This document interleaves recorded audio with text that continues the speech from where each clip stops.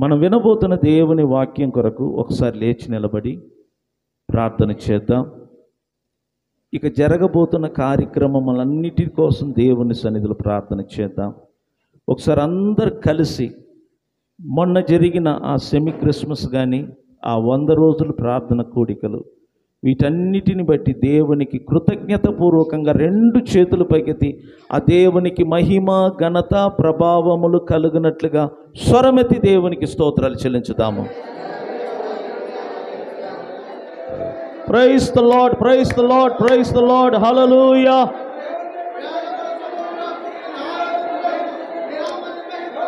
మహాగణుడానికే వందనాలు, స్తోత్రములు. మహిమగల రాజ్యానికే వందనాలు, స్తోత్రం, స్తోత్రం, స్తోత్రం. జీవాధిపతినికే వందనాలు, స్తోత్రం, స్తోత్రం, స్తోత్రం.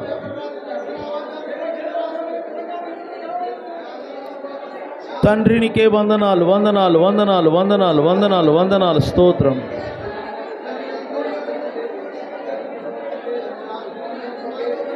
జీవాధిపతి నిన్ను స్తుతిస్తున్నాం, నిన్ను ఘనపరుస్తున్నాము తండ్రి.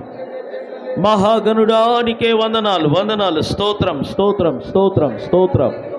Praise the lord, praise the Lord. అదేవిధంగా దేవుడు ఈ సంవత్సరము సీలింగ్ వేయుటకు, ఈ కొత్త కుర్చీలు ఇవ్వటకు, ఇంకను ఇక్కడున్న ప్రతి వస్తువులు దేవుడు ఈ సంవత్సరం మనకి ఇచ్చినందుకు, ఎవరెవరు ఇవ్వటకు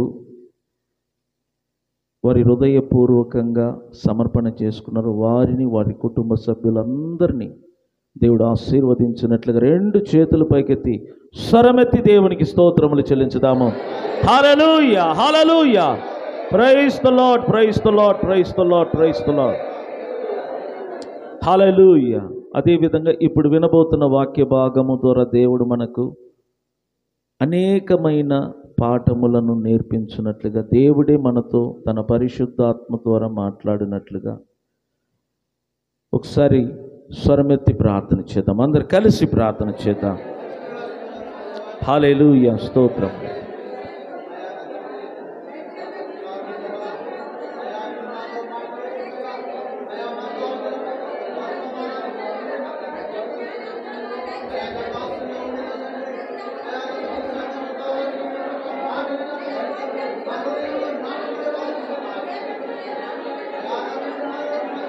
Praise the Lord. Hallelujah, hallelujah.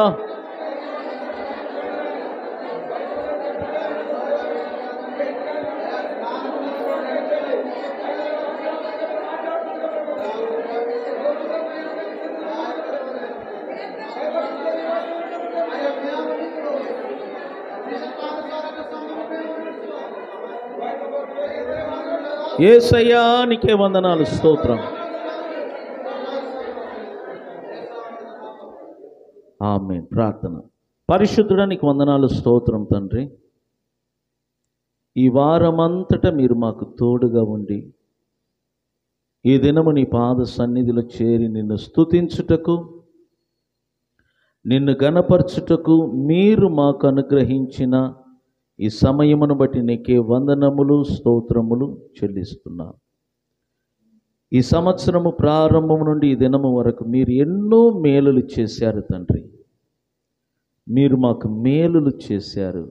మేము అడిగిన వాటన్నిటికంటే, ఊహించిన వాటన్నిటికంటే నీ కృప ద్వారా ఇక్కడ నిలబడి ఉన్న ప్రతిదీ మీరు ఇచ్చినందుకు స్తోత్రములు చెల్లిస్తున్నాం. అదేవిధంగా నూతనమైన ఆత్మలను కూడా మీరు ఇస్తున్నందుకు స్తోత్రములు, ఇచ్చినందుకు స్తోత్రములు తండ్రి. ఈ మందిరము నిండి పొర్లునట్లుగా అనేక మంది అన్యజనులు ఈ మందిరములోనికి యేసు నామమున వచ్చుదురుగా కానీ నేను ఆజ్ఞాపిస్తున్నాము తండ్రి. వచ్చిన బిడ్డలందరిని బట్టి నేను స్తుతిస్తున్నాం. జ్ఞానమును దయచేయండి, వివేకమును దయచేయండి, నీ వాక్యం వింటున్నప్పుడు గ్రహింపును దయచేయండి. అదేవిధంగా ఈ దినము రాని వారందరినీ మీరు జ్ఞాపకము చేసుకోమని ప్రభు అయిన యేసు క్రీస్తు నామమున ప్రార్థన ద్వారా అడిగి వేడుకుంటున్నాము పరమ తండ్రి. ఆమేన్, ఆమేన్, ఆమేన్. చేతుల పైకెత్తి దేవుని స్తోత్రం చెప్దామా? Hallelujah, hallelujah. కూర్చోండి. Praise the lord. హల్లెలూయా. మంచిది ప్రియులరా.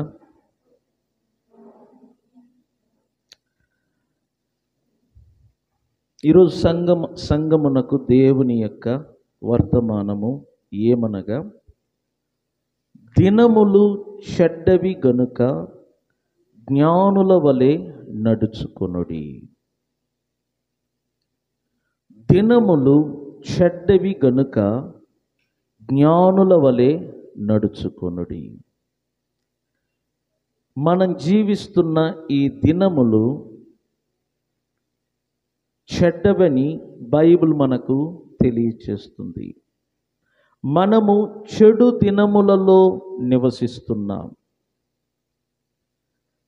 మీరు ఈ ప్రపంచంలో ఎక్కడ చూసినా మంచి కంటే చెడు కనబడుతూ ఉన్నది.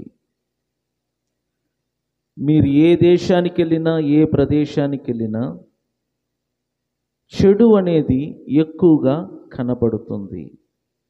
ఎందుకు అంటే అది దేవుని వాక్యం యొక్క నెరవేర్పు. దైవజనుడు పరిశుద్ధాత్మ ద్వారా ముందే ప్రవచించాడు. ఏమని? దినములు చెడ్డవి గనుక మీరు సమయమును పోనీయక సద్వినియోగము చేసుకొనుచు అజ్ఞానుల వలె కాక జ్ఞానుల వలె నడుచుకొనున్నట్లు జాగ్రత్తగా చూచుకొనుడి. ఎఫెసీయులకు రాసిన పత్రిక అధ్యాయము 5, 15, 16.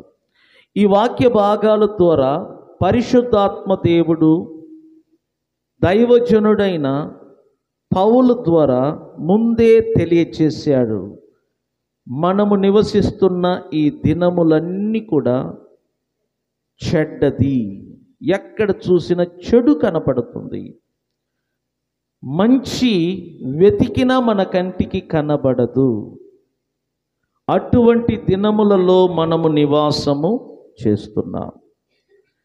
ఇలాంటి దినములలో దేవుని బిడ్డలైన మీరు లేక సంఘము ఎలా జీవించాలి, ఎలా నడుచుకోవాలి అంటే జ్ఞానము కలిగి నడుచుకోవాలి.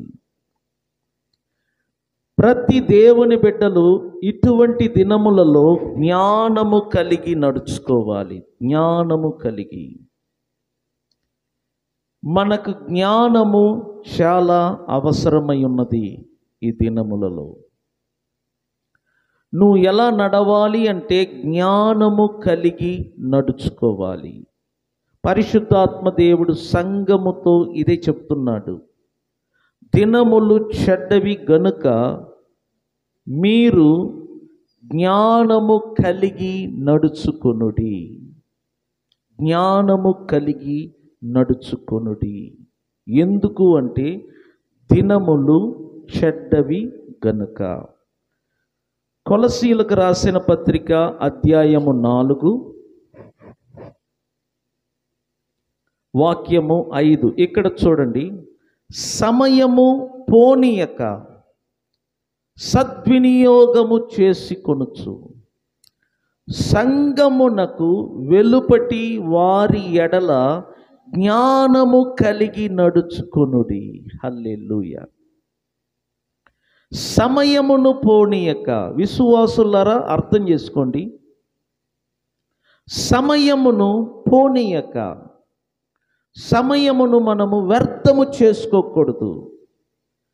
సమయము పోతే తిరిగి రాదు. డబ్బు ఖర్చు పెట్టిన డబ్బు మన చేయి జారిపోయిన మళ్ళా సంపాదించుకోవచ్చు. కానీ సమయము పోతే తిరిగి రాదు. డబ్బు కంటే సమయము చాలా విలువైనది.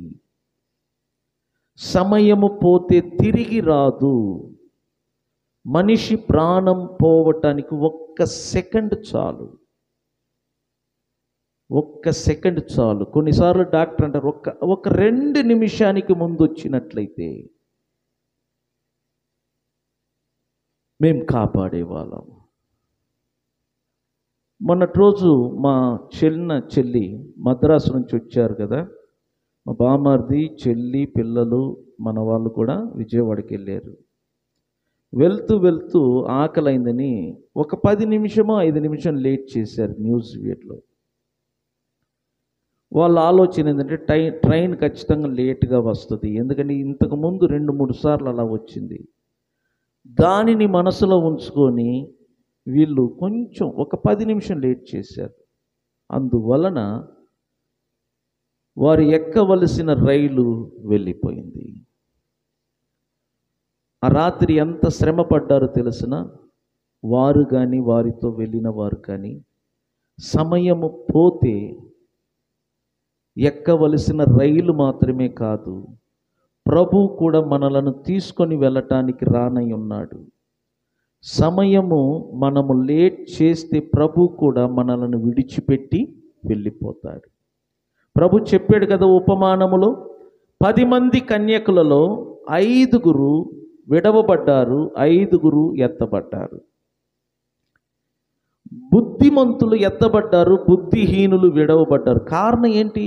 బుద్ధిహీనులు టైమును పాటించేవాళ్ళు కాదు. సమయాన్ని కరెక్ట్గా పాటించకపోవటం వలన, నిర్లక్ష్యం వలన, సమయమును నిర్లక్ష్యం చేయటం వలన ఎత్తబడవలసిన వారు విడవబడ్డారు. ఈ చివరి రోజుల్లో సంఘము కూడా అలాగనే ఉండబోతుంది. అనేకులు సంఘములో విడవబడే పరిస్థితిలో ఉంటారు. ఎందుకంటే సమయమును కరెక్ట్గా పాటించరు. మనం అనుకుంటాం ఏం కాదులే అని.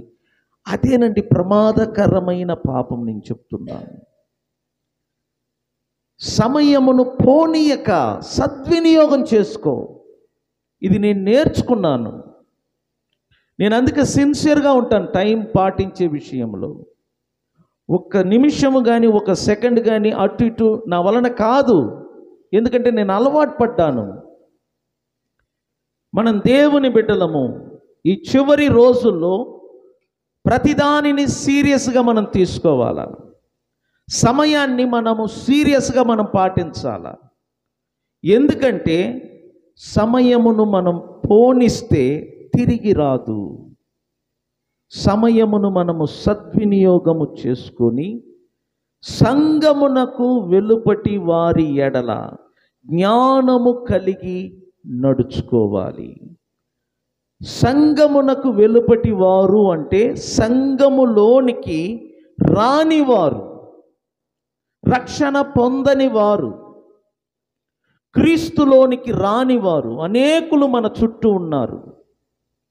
ఇంకా వారు రక్షణ పొందలేదు, ప్రభువులోనికి రాలేదు, సంఘములోనికి రాలేదు. వారు ప్రభువునకు బయట ఉన్నారు. అవిశ్వాసులుగాను, అనీతిమంతులుగాను, అన్యజనులుగాను ఇంకనూ వారు బ్రతుకుతున్నారు. అట్టి వారి ఎదుట నువ్వు కానీ నేను కానీ జ్ఞానము కలిగి నడుచుకోవాలి. నువ్వు చర్చికి వస్తున్నప్పుడు అన్యజనులు కానీ రక్షణ పొందని వారు కానీ నిన్నే చూస్తూ ఉంటారు. నువ్వు బైబిల్ మోసుకొని మందిరానికి వస్తున్నప్పుడు నిన్నే చూస్తారు. నువ్వు పాటలు పాడుతున్నప్పుడు, ప్రార్థన చేస్తున్నప్పుడు, ఆరాధన చేస్తున్నప్పుడు, వాక్యం బోధిస్తున్నప్పుడు ప్రజల యొక్క కనుదృష్టి నీ మీదనే ఉంటుంది, నువ్వు ఎలా నడుచుకుంటున్నావని. కాబట్టి భయముతో భక్తితో వారి ఎదుట జ్ఞానము కలిగి నువ్వు నడుచుకోవాలి. బైబిల్ అదే చెప్తుంది, సంగమునకు వెలుపటి వారి ఎడల జ్ఞానము కలిగి నడుచుకొనుడి. నువ్వు వస్తున్నప్పుడు నిన్ను ఎవ్వరు చూడటం లేదు అని మాత్రం అనుకోవద్దు. నువ్వు ఎప్పుడు బైబిల్ పట్టుకున్నావో, నువ్వు ఎప్పుడు చర్చికి రావటం మొదలుపెట్టావో అందరి యొక్క కనుదృష్టి నీ మీదనే ఉంటుంది. నువ్వు ఎలా వెళ్తున్నావు, ఎలా ఉంటున్నావు, ఎలా జీవిస్తున్నావు, నీ నడక, నీ మాటలు, నువ్వు ధరించే బట్టలు కూడా, నువ్వు ఎలా తలదూకుంటున్నావు, ప్రతిదీ నీ మీదనే వాళ్ళు అబ్జర్వేషన్లో ఉంటారు, నిన్ను చూస్తూ ఉంటారు. నన్ను ఎవరు చూడట్లేదు అని మాత్రం అనుకోవద్దు. దేవుని కంటే నీ చుట్టూన్న ప్రజల యొక్క కనుదృష్టి నీ మీదనే ఉంటుంది, నిన్నే చూస్తూ ఉంటారు. అందుకే దేవుని ఆత్మ మీ అందరితో చెప్తున్నాడు, సమయమును పోనీయక సద్వినియోగము చేసుకొనుచు సంగమునకు వెలుపటి వారి ఎడల మీరందరూ జ్ఞానము కలిగి నడుచుకొనుడి. జ్ఞానము కలిగి నడుచుకొనుడి. బైబిల్లో చూడండి, మన ప్రభువైన యేసు జీవితాన్ని మనం పరీక్షిస్తే ఆయన బాలుడుగా ఉన్నప్పుడే జ్ఞానముతో నిండుకొని ఉన్నాడంట. బాలుడుగా ఉన్నప్పుడే, తను చిన్న బాలుడుగా ఉన్నప్పుడే జ్ఞానముతో నిండుకొని నడుచుకున్నాడు. లూకా సువార్త 2వ అధ్యాయము 40వ వాక్యం, అక్కడ ఇలా రాయబడి ఉంది, బాలుడు అనగా యేసు చిన్న బాలుడుగా ఉన్నప్పుడు ఆయన జ్ఞానముతో నిండుకొనుచు ఎదిగి బలము పొందుచుండెను, దేవుని దయ ఆయన మీద ఉండెను. లూకా సువార్త 2:40. మరలా అదే లూకా సువార్త 2:52 వాక్యములు చూడండి, యేసు జ్ఞానమందును వయస్సునందును దేవుని దయయందును మనుషుల దయయందును వర్ధిల్లుచూ ఉండెను. స్తోత్రం చెప్దామా? చూడండి, ప్రభు ఈ లోకములో బాలుడుగా ఉన్నప్పుడే ఆయన జ్ఞానముతో నిండి ఉన్నాడు, ఎదిగాడు, బలము పొందాడు. మనం చూడండి, చాలామంది ఎదుగుదల కనబడుతుంది కానీ జ్ఞానం ఉండదు. 6 అడుగులు ఎదుగుతారు కానీ జ్ఞానం ఉండదు. వయస్సులో ఎదిగిన వారుగా కనబడతారు, జ్ఞానం ఉండదు. ప్రజల దయలో ఎదిగి ఉంటారు, జ్ఞానం ఉండదు. జ్ఞానము చాలా చాలా ఇంపార్టెంట్ నేను చెప్తున్నాను. యేసు ప్రభు జ్ఞానము వలన ఈ భూమి మీద ఎన్నో సమస్యలను సులువుగా ఎదుర్కొన్నాడు. ఆయనను విమర్శించేవారు ఎక్కడైనా యేసు దగ్గర తప్పు దొరికితే పట్టుకోవాలని ఎదురు చూశారు, కానీ యేసు తన జ్ఞానముతో వారి ఎదుట నుండి ఆయన తప్పించుకున్నాడు ఎన్నోసార్లు. ఒకసారి రాళ్లతో కొట్టాలని చూశారు కానీ జ్ఞానముతో తప్పించుకున్నాడు. ఒకసారి వ్యభిచారములో పట్టబడిన ఒక స్త్రీని ఆయన ముందు నిలబెట్టి ఆయన ఎలా తీర్పు తీరుస్తాడో చూద్దామని ఆయనను పరిశోధించటానికి, ఆయనను పట్టుకోవటానికి కొంతమంది ఎదురు చూశారు, కానీ జ్ఞానము చేత చక్కని తీర్పు తీర్చాడు. మనకు ఎన్నో సమస్యలు వస్తాయి, ఎంతోమంది ప్రశ్నలు వేస్తూ ఉంటారు, ఎంతోమంది పొరపాట్లు చూపిస్తూ ఉంటారు, ఎంతోమంది మనలను ఇబ్బందిలో పెట్టాలని చూస్తూ ఉంటారు, ఎంతోమంది మన తప్పును పట్టుకోవాలని చూస్తూ ఉంటారు, ఎంతోమంది మనలను విమర్శించాలని చూస్తూ ఉంటారు. వారి ఎదుట మనము గెలవాలి అంటే మనము దేవుని జ్ఞానము కలిగి ఉండాలి. మనము దేవుని జ్ఞానము కలిగి ఉండాలి. దేవుని జ్ఞానము లేకపోతే మందిరానికి వస్తున్న మనమందరము కొంతమంది అడుగుతున్న ఆ ప్రశ్నలకు సమాధానము చెప్పలేక మనము నిలబడిపోతాం. కొంతమంది అడిగే ప్రశ్నలకు సమాధానము చెప్పలేక మనము పారిపోతాం. చాలామంది చర్చికి దూరం అవ్వటానికి మెయిన్ కారణం ఏమిటి అంటే జ్ఞానము లేకపోవటం. జ్ఞానము లేకపోవటం జ్ఞానము లేకపోవటం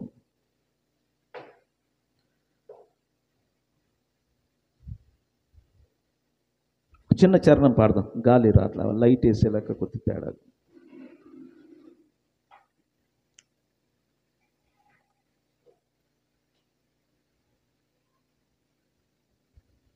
అది చందు పైకిలా, దాన్ని దీనిలో.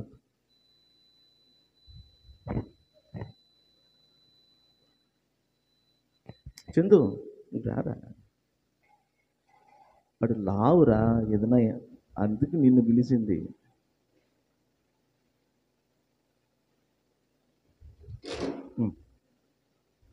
అది తెలుసుగా. ఓకే ఓకే రైట్, చాలు నాకు సరిపోతుంది, సరిపోతుంది. అది కూడా లోపల.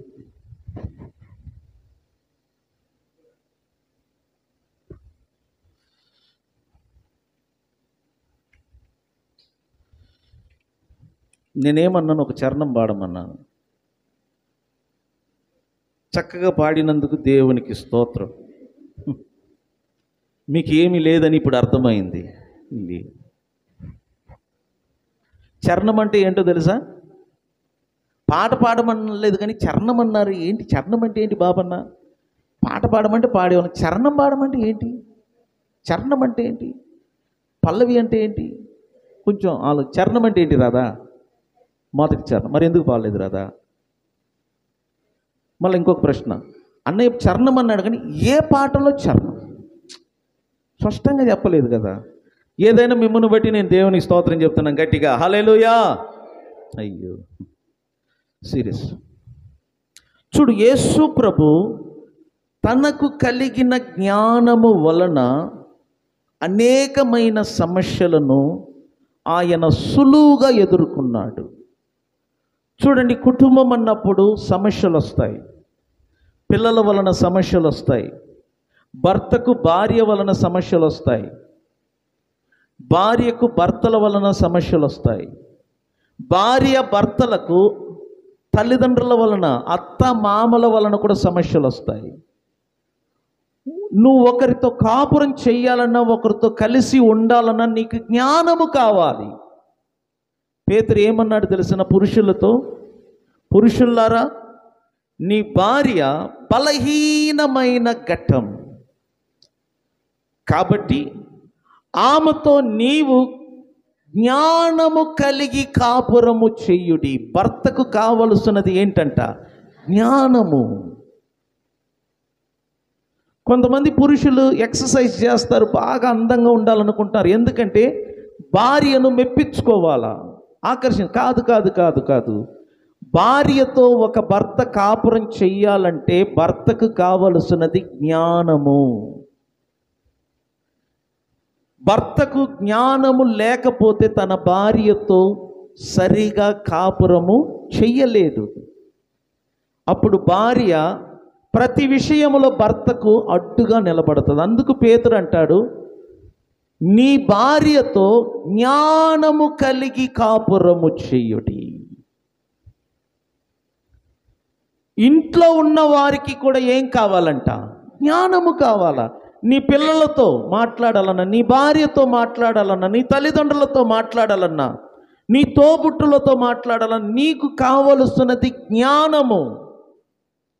యేసు ప్రభు ఆ జ్ఞానము కలిగిన వాడు గనుక అందరినీ ఆయన జయించగలిగాడు, అందరితో ఆయన సహవాసము చేయగలిగాడు. ఏ సమస్య వచ్చినా, ఏ ప్రశ్న వచ్చినా, ఎటువంటి శోధనలు వచ్చినా జ్ఞానముతో వాటిని ఎదుర్కొన్నాడంట. ఈ చివరి రోజుల్లో దేవుని బిడ్డలైన మనకు జ్ఞానము లేకపోతే మనము పతనమవుతాం. ప్రతి ఒక్కరూ దేవుని జ్ఞానము కలిగి ఉండాలి. జ్ఞానము రెండు రకాలున్నాయి. ఒకటి దయ్యముల జ్ఞానం, రెండు దేవుని జ్ఞానం. దీని గురించి మీరు యాకోబు పత్రిక 3వ అధ్యాయం చదివితే మీకు అర్థమవుతుంది. మీరు ఈ 3వ అధ్యాయం చదువుకుంటూ వస్తే ఫస్ట్ చూడండి, నాలుకను గురించి చెప్పబడినది, రెండవదిగా జ్ఞానమును గురించి చెప్పబడినది. ఇక్కడ మీరు చూస్తే రెండు రకములైన జ్ఞానము కనబడుతుంది. ఒకటి భూ సంబంధమైన జ్ఞానం అంటారు, దానిని దయ్యముల జ్ఞానం అంటారు. రెండు దైవిక జ్ఞానం అంటారు. ఒకటి భూ సంబంధమైన జ్ఞానము, దానిని దయ్యముల జ్ఞానము అంటారు. 2 దైవిక జ్ఞానం అంటారు. దైవిక జ్ఞానం అంట సులువుగా లోబడుతుందంట. దైవిక జ్ఞానము సులువుగా లోబడును. దైవిక జ్ఞానము శాంతి, నీతి, పవిత్రత కలిగి ఉంటుందంట. కానీ దయ్యముల జ్ఞానము ప్రతి నీచ కార్యములు కనబడుతూ ఉంటాయి, అల్లరి కనబడుతూ ఉంటుంది. ఇవన్నీ దయ్యముల జ్ఞానము. ఏ మనిషిలో దయ్యముల జ్ఞానం ఉంటుందో ఆ మనిషి చుట్టూ చూడండి, నీచ కార్యములు, అల్లరి కనబడుతూ ఉంటాయి. దయ్యముల జ్ఞానము గలవారు లోబడరు. దయ్యముల జ్ఞానము గలవారు పవిత్రత కలిగి ఉండరు, ప్రశాంతంగా ఉండరు, నెమ్మదిగా జీవించరు.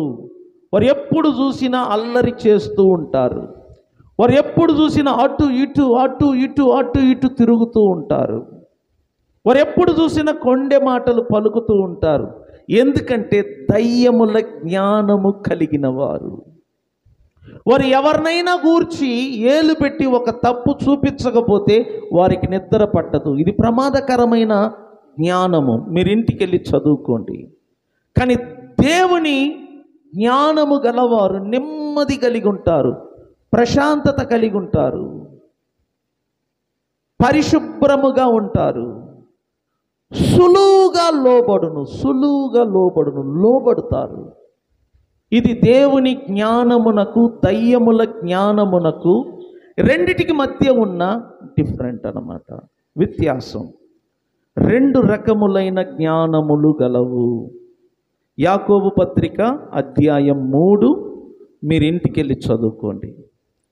తర్వాత చూడండి, బైబిల్ వాక్యము దేవుని జ్ఞానమును గూర్చి ఏమని బోధిస్తుంది. సామెతలు 9:12. సామెతల గ్రంథము అధ్యాయము 9:12. ఇక్కడ చూస్తే, నీవు జ్ఞానివైన ఎడల నీ జ్ఞానము నీకే లాభకరము. చూసారా? నీవు జ్ఞానివైన ఎడల నీ జ్ఞానము నీకే లాభకరము. నన్ను చూడండి, ఎవరు జ్ఞానము కలిగి ఉంటారో ఆ జ్ఞానము వలన వారికి లాభము కలుగును. ఎవరు జ్ఞానము కలిగి ఉంటారో ఆ జ్ఞానము వలన వారికి లాభము కలుగును. అందుకే బైబిల్ అంటుంది, నీ జ్ఞానము నీకే లాభకరము. నువ్వు దేవుని జ్ఞానము కలిగి ఉంటే నీకు లాభము కలుగును, నష్టము కాదు, నీకు లాభము కలుగును. అందుకే పరిశుద్ధాత్మ దేవుడు చెప్తున్నాడు, దినములు చెడ్డవి గనుక మీరు సమయమును పోనీయక సద్వినియోగము చేసుకొనుచు జ్ఞానము గలవారై నడుచుకొనుడి. ఈ చివరి దినములలో, ఈ చెడు దినములలో నీవు జ్ఞానము కలిగి నడుచుకోవాలి. సంగమునకు వెలుపట వారి ఎడల మీరందరూ జ్ఞానము కలిగి నడుచుకొనుడి. ఎవరు జ్ఞానము కలిగి ఉంటారో ఆ జ్ఞానము వలన వారికి లాభము కలుగును. దేవుని జ్ఞానమును కలిగి ఉంటే నీకే లాభం, నీ కుటుంబానికి లాభం, నీ పిల్లలకు లాభం. దేవుని జ్ఞానము కలిగిన వారికి లాభము కలుగును. చెప్పండి, ఏం కలుగును? లాభం. నష్టము కలుగునా, లాభము కలుగునా? లాభము. నీవు జ్ఞానివైన ఎడల నీ జ్ఞానము నీకే లాభకరమగును. జ్ఞానం అనేది ఒక వ్యక్తి యొక్క ఆస్తితో సమానం. మనిషి కష్టపడి ఆస్తిని సంపాదించుకుంటాడు, కానీ ఒకరోజు ఆస్తిని వదిలిపెట్టి వెళ్ళిపోతాడు. ఆస్తి, పొలము, ఇల్లు, కార్లు, వస్తువులు ఇవన్నీ ఆస్తిలో ఒక భాగం. ఎందుకు సంపాదించుకుంటున్నారు ఆస్తిని? అనుభవించటానికి. ఆస్తిని సమకూర్చుకోవటానికి కారణం ఏంటి? అనుభవించటానికి. కానీ ఆస్తిని సంపాదించుకున్న వారందరూ చూడండి, చివరికి వాటిని విడిచిపెట్టి ఒట్టి చేతులతో వెళ్ళిపోతారు. ఎందుకంటే ఈ భూ సంబంధమైన ఆస్తి చనిపోయే వ్యక్తితో వెళ్ళదు. కానీ జ్ఞానం అనేది నీకు ఆస్తి లాంటిది. ఎవరు జ్ఞానమును సంపాదించుకుంటారో ఆ జ్ఞానము వలన వారు ఇహమందును రాబోవు యుగమందును లాభము పొందుతారు. అందుకే మనుషులు ఎక్కువగా జ్ఞానమును సంపాదించుకోవటానికి ప్రయాసపడాలి. జ్ఞానము ఆస్తితో సమానము. చెప్పండి, జ్ఞానము దేనితో సమానమట? విలువైన ఆస్తితో సమానము. జ్ఞానము నీకు కావాలి, దేవుని జ్ఞానము కావాలి. దేవుని జ్ఞానము నీకు కావాలి. ప్రభువు బాలుడుగా ఉన్నప్పుడే జ్ఞానముతో నింపబడ్డాడు.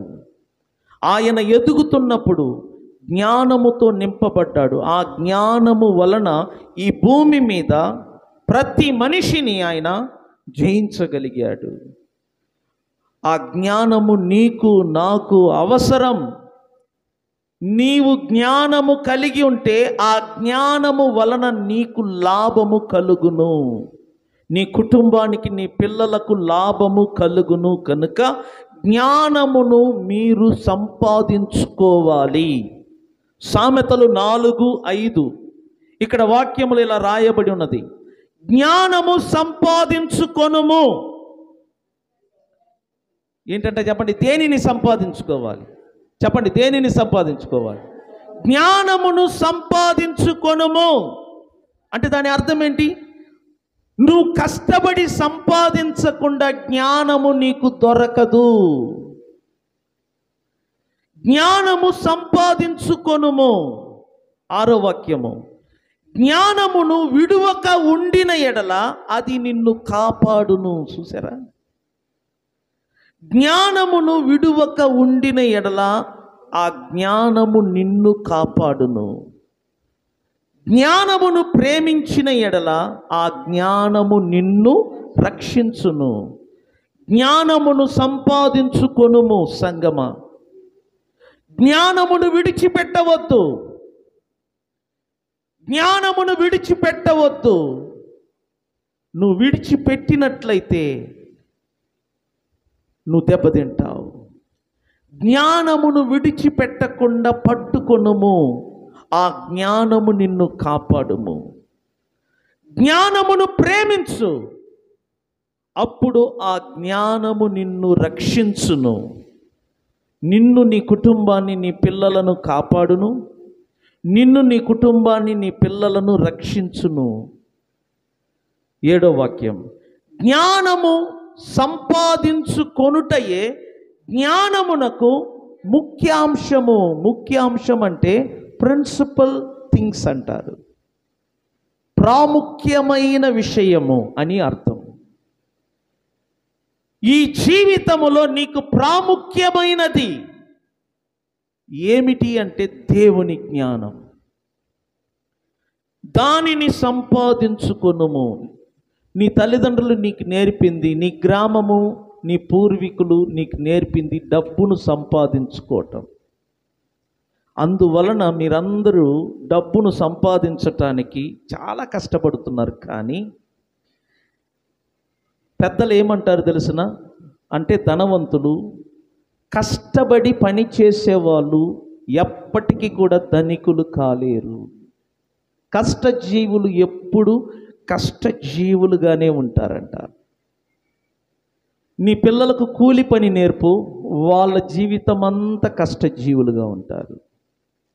వారి పిల్లలకు నేర్పు, వారి పిల్లలు కష్టజీవులుగా ఉంటారు. ఎందుకంటే మీరు శరీర కష్టాన్ని నేర్చుకున్నారు, నేర్పారు అంతే. మీరు ఎంత కష్టపడ్డా నేను చెప్తున్నాను, ఎందుకంటే మీ ఎదుగుదలను మనస్ఫూర్తిగా నేను కోరుతున్నాను. కష్టజీవులు ఎప్పుడైనా కష్టజీవులుగా ఉంటారు. కూలివారు ఎప్పుడైనా కూలివారుగానే ఉంటారు, యజమానులు కాలేరు. పనివారు ఎప్పుడైనా పనివారుగా ఉంటారు, పాలేరు ఎప్పుడైనా పాలేరుగా ఉంటారు, యజమానులు కాలేరు.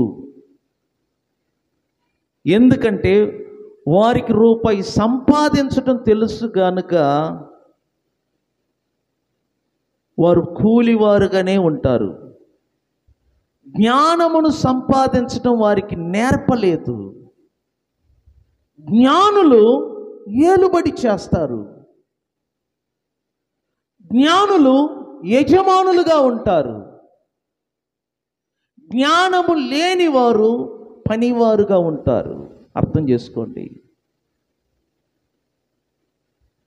జ్ఞానము లేని వారందరూ కూడా పాలేరుగాను, కూలివారుగాను, పనివారుగా ఉంటారు. జ్ఞానము కలిగిన వారందరూ కూడా ఏలుబడిదారులుగా ఉంటారు, యజమానులుగా ఉంటారు. మీరు ఎప్పుడైనా జ్ఞానమును సంపాదించుకోండి. జ్ఞానమును ఎప్పుడు నువ్వు సంపాదించుకుంటావో అప్పుడు నువ్వు యజమానుడిగా మారుతావు.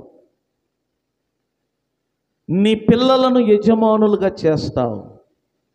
నీ కుటుంబము 10 మందిని పోషించినట్లుగా 10 మందికి రూపాయి ఇచ్చేటట్లుగా మీరు ఎదుగుతారు. కానీ మీరు పుట్టి పెరిగిన వాతావరణం, మీ ఇంటి వాతావరణము, మీరు పెరిగిన ఆ లొకేషను, ఇవన్నీ కూడా మీకు నేర్పింది ఏంటంటే డబ్బు కష్టపడి సంపాదించటం, జ్ఞానమును కాదు. కానీ దేవుడు చెప్తున్నాడు తన బిడ్డలకు, జ్ఞానమును సంపాదించుకొనుడి. ఇది దేవుడు చెప్పే మాట. జ్ఞానము సంపాదించుకొనుటయే జ్ఞానమునకు ముఖ్య అంశము, ప్రిన్సిపల్ థింగ్. అది ఈ ప్రపంచములోనే ముఖ్యమైనది, ప్రాముఖ్యమైనది ఏమిటి అంటే జ్ఞానము. దానిని సంపాదించుకొనుటకు ప్రయాసపడుము.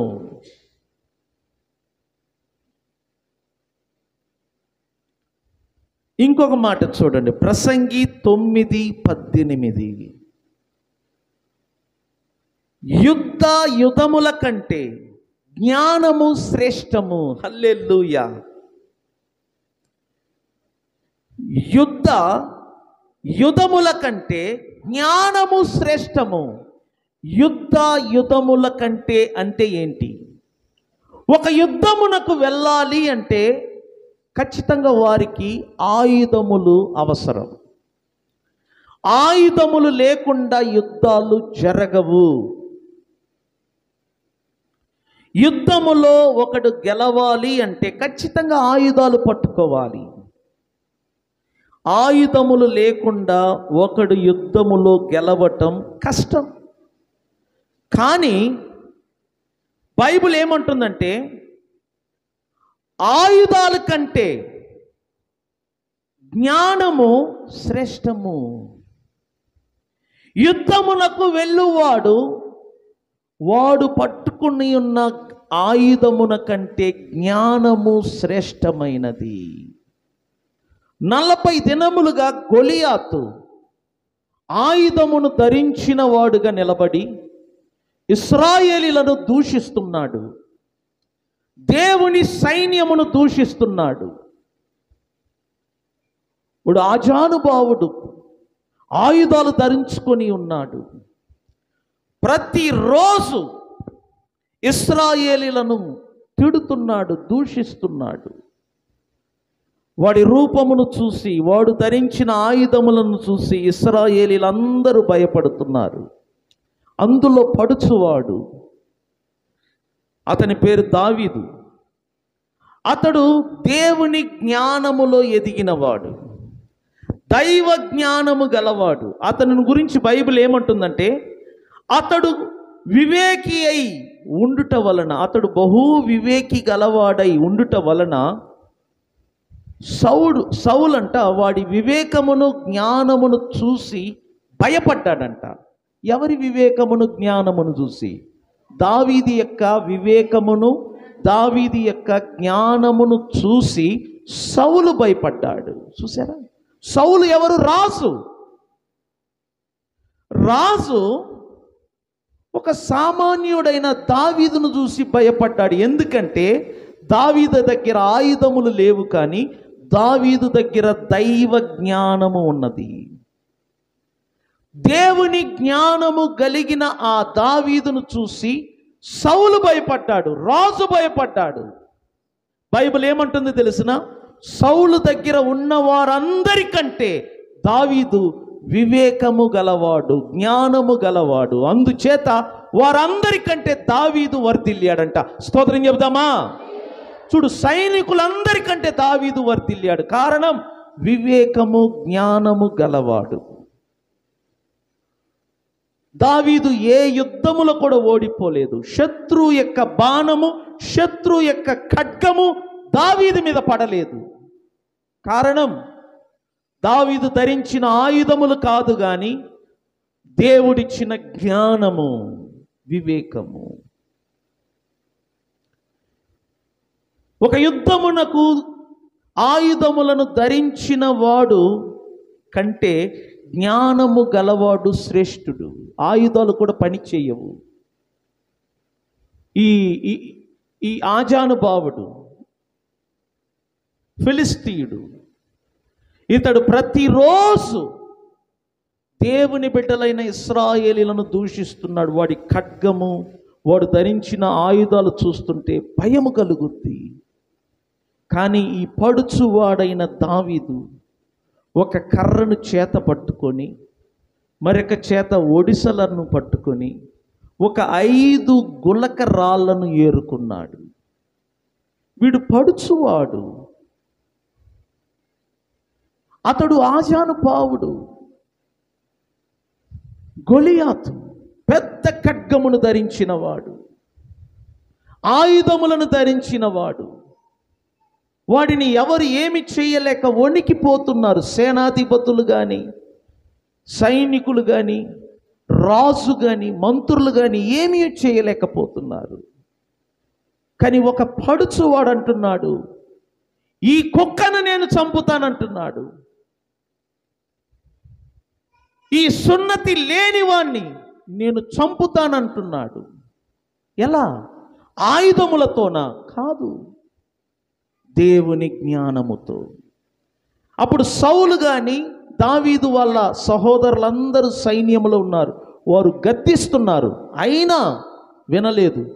రాజును వెళ్ళి అడుగుతున్నారు, రాజా వాడిని చంపితే నువ్వు నాకు గిఫ్ట్ ఏమిస్తావు? రాజు వాడి యొక్క వేడిని, ఆ యొక్క చురుకుదనాన్ని చూసి, వాడిని చంపిన వానికి నా కుమార్తెను ఇచ్చి వివాహం చేస్తాను. చూసారా? ఓకే, డీల్ కుదిరింది. వెంటనే ఏం చేశాడు? ఆయుధాలు ధరించాడా? లేదు. కొంతమంది వచ్చి ఆయుధాలు ధరిస్తున్నారు. అందుకు దావీదు ఏమన్నాడు? నాకు ఈ ఆయుధాలు వద్దు, ఈ ఆయుధాలు నేను మొయ్యలేను, బరువు ఎక్కువ, నా వయస్సు చిన్నది, ఆయుధాలు మోసే వయస్సు కాదు. ఆయుధాలు లేకుండా వాడి మీదకి ఎలా వెళ్తావు? అప్పుడు ఏమన్నాడు? యెహోవా నామమున. స్తోత్రం చెబుతామా? జ్ఞానము, జ్ఞానము, దేవుని జ్ఞానము. కర్రను తీసుకున్నాడు, ఒడిసలను తీసుకున్నాడు, 5 గులకరాలను తీసుకున్నాడు. అప్పుడు ఫిలిస్తీయుడైన గొలియాతు అంటున్నాడు, నేను కుక్కననుకుంటివా? కర్రతో నా మీదకి వస్తున్నావు. అప్పుడు దావీదు, అవును నువ్వు కుక్కవే, ఈరోజు నిన్ను చంపి కాకులకు నేను ఆహారముగా వేయబోతున్నాను. ఎలా? ఒడిసెలలో ఒక చిన్న గులకరాయి పెట్టి గిర్రని తిప్పాడు. అలా వదిలిన వెంటనే ఆ గులకరాయి నేరుగా వెళ్ళి నొసట తగిలింది. ఎప్పుడు నొసట తగిలిందో కుప్పకూలి పడ్డాడు. ఆయుధాలు పని చెయ్యవు. దేవుని జ్ఞానముతో దావీదు గొలియాతును పడద్రోశాడు. అదే బైబిల్ చెప్తుంది. యుద్ధముల కంటే జ్ఞానము శ్రేష్టము. సంగమా, అర్థం చేసుకోండి. జ్ఞానమును సంపాదించుకొనుటకు ప్రయాసపడండి, సమయమును కేటాయించండి. గొప్ప గొప్ప యుద్ధములో విజయము సాధించిన వారందరూ ఆయుధాలను పట్టుకొని కాదు, దేవుడిచ్చిన జ్ఞానముతో యుద్ధాలలో వారు విజయము సాధించారు. మీకు చూడండి, ఒక వ్యక్తిని మీకు జ్ఞాపకం చేస్తాను. ప్రసంగి గ్రంథములో అధ్యాయము 9, 14, 15 ఇక్కడ ఒక చిన్న మాట రాయబడి ఉన్నది. ఒక చిన్న పట్టణము ఉండెను, దాని యందు కొద్దిమంది కాపురం ఉండిరి. దాని మీదికి గొప్ప రాజు వచ్చి దానిని ముట్టడి వేసి దాని ఎదుట గొప్ప బురుజులు కట్టించెను. అయితే అందులో జ్ఞానము గల ఒక బీదవాడు ఉండి తన జ్ఞానము చేత ఆ పట్టణమును రక్షించెను. చేతుల పైకెత్తి స్తోత్రం చెప్దామా? చూడండి, ఒక చిన్న పట్టణం ఉందంట. ఆ పట్టణములో కొంతమంది కాపురం ఉన్నారంట. ఆ పట్టణం మీదికి గొప్ప రాజు వచ్చి ముట్టడి వేసి దాని ఎదుట గొప్ప బురుజులు కట్టించెను. అయితే ఆ పట్టణములో బీదవాడు ఒకడు నివసిస్తున్నాడు. వీడు బహు జ్ఞానము గలవాడు. వీడు డబ్బును సంపాదించుకోలేదు కానీ జ్ఞానమును సంపాదించుకున్నాడు. డబ్బును సంపాదించుంటే బైబిల్లో వీడిని బీదవాడు అని రాసి ఉండరు. వీడు డబ్బు కంటే జ్ఞానమును సంపాదించుకున్నాడు. తాను సంపాదించిన తన జ్ఞానముతో ఆ పట్టణమును రక్షించాడు. ఎవరి చేతిలో నుండి? గొప్ప రాజు చేతిలో నుండి. చూసారా? గొప్ప రాజు చేతిలో నుండి ఆ పట్టణమును, ఆ పట్టణములో ఉన్న కాపురస్తులను ఈ బీదవాడు రక్షించాడు. ఎలా? తన జ్ఞానముతో. అందుకే బైబిల్ చెప్తుంది, యుద్ధముల కంటే జ్ఞానము శ్రేష్టమైనది. ఆ జ్ఞానమును మీరు సంపాదించుకోవాలి. ఈ దినములలో జ్ఞానమును సంపాదించుకోవాలి. జ్ఞానము నిన్ను కాపాడును, నీ కుటుంబాన్ని కాపాడును, నీ పిల్లలను కాపాడును. జ్ఞానము నిన్ను రక్షించును, నీ కుటుంబమును రక్షించును, నీ పిల్లలను రక్షించును. జ్ఞానము నీ గ్రామాన్ని రక్షిస్తుంది. నువ్వు నివసిస్తున్న రాష్ట్రము, నువ్వు నివసిస్తున్న దేశమును కూడా జ్ఞానము రక్షిస్తుందంట. జ్ఞానము చాలా చాలా అవసరం ఈ చివరి దినములలో. యోషేబు గురించి మీకు జ్ఞాపకం చేస్తున్నాను. చూడండి, యోషేబును గురించి ఫరో ఒక మాట అంటాడు. ఆదికాండము అధ్యాయము 41,